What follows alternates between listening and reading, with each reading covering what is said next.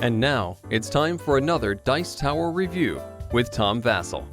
Hey folks, I'm Tom Vasel, and I have to say, if you want me to not be completely interested in one of your games, tell me it's a social deduction.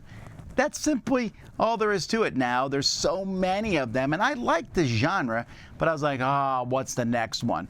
And that is how I felt when I heard about Night of the Ninja. That is a cool cover, though.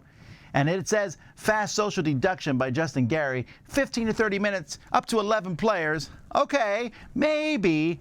And then I talked to the designer, and he told me how he was also getting tired of social deduction games, and everything he didn't like, he stuck in this game, as in he tried to fix it. I was like, all right, let's try it out.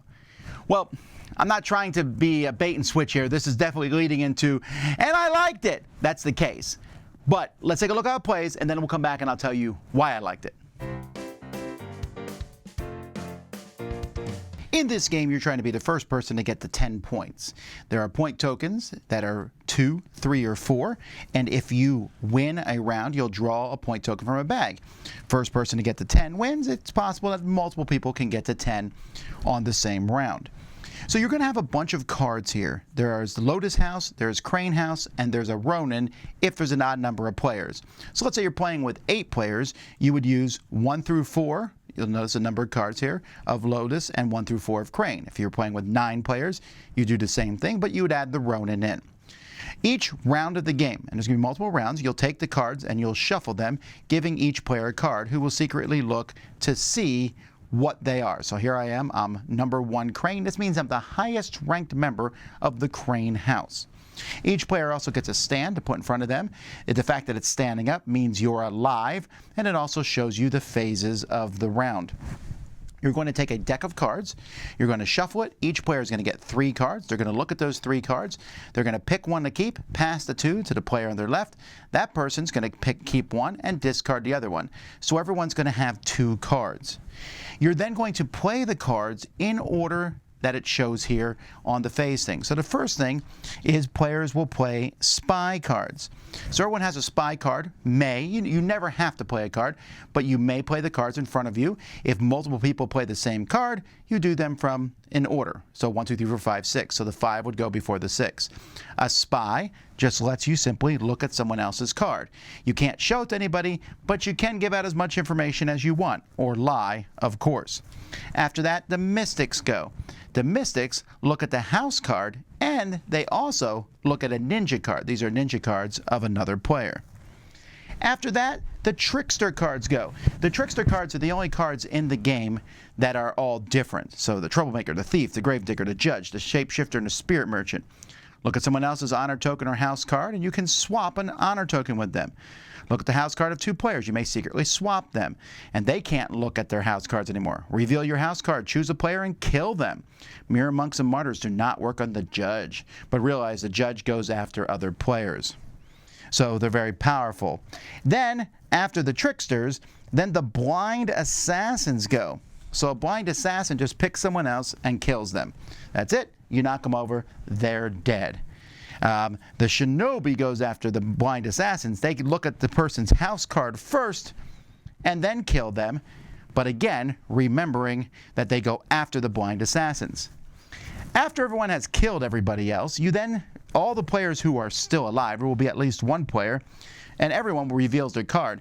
And whichever house between Crane or the other house, the Lotus House, whoever has the higher one, so let's say the highest person, this one is 4, and highest person, this one's 1, then Crane wins. And everybody on Crane's team gets to draw a token, even if they're dead.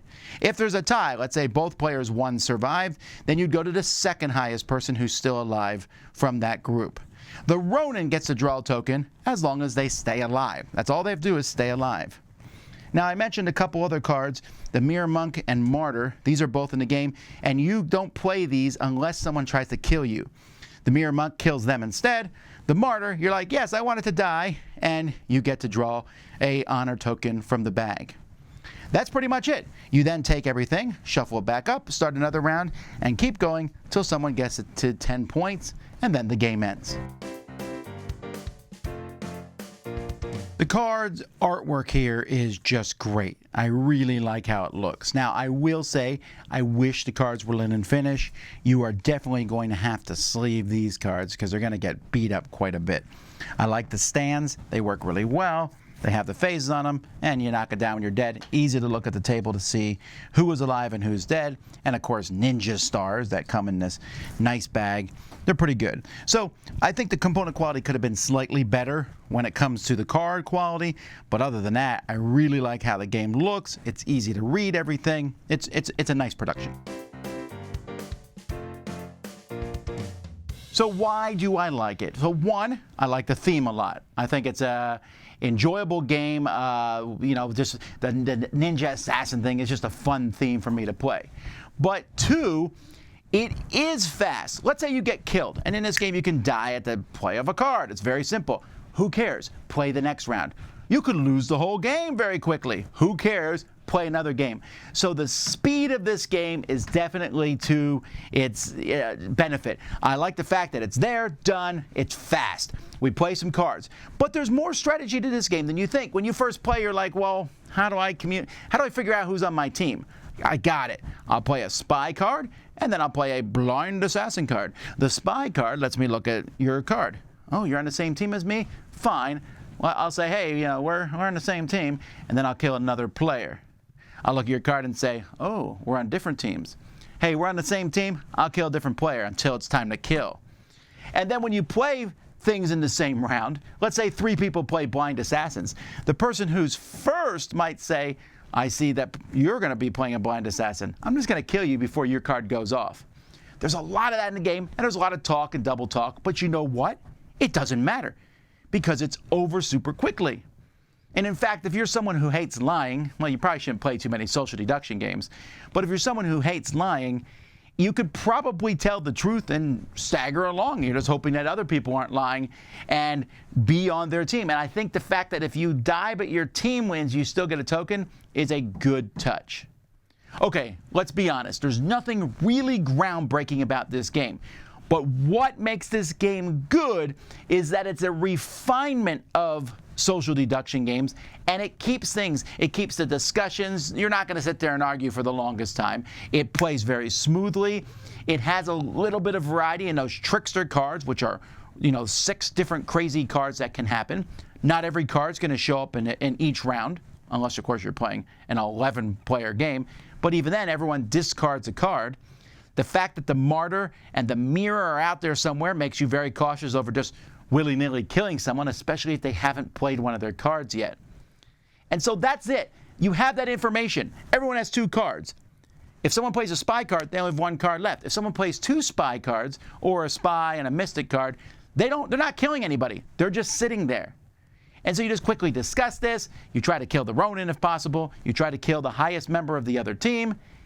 It's simple, it's fast, and it's fun. I really liked playing this one. And I suspect this will be an interesting one to come back to in a year or 2. I think the next convention that I'm at, and it's late night and we're looking for a shorter game to play, this is one that I'm going to be considering pulling out because it's fast and it handles both a small and a large amount of players. Very few games do both well. I think this one does. This is a lot of fun. It was not what I was expecting. It's a social deduction game that stands out in the genre, and I suspect it's going to get better as time goes by. I'm Tom Vasel, and we've been taking a look at Night of the Ninja. We'll see you next time. Dice Tower Judgment approved!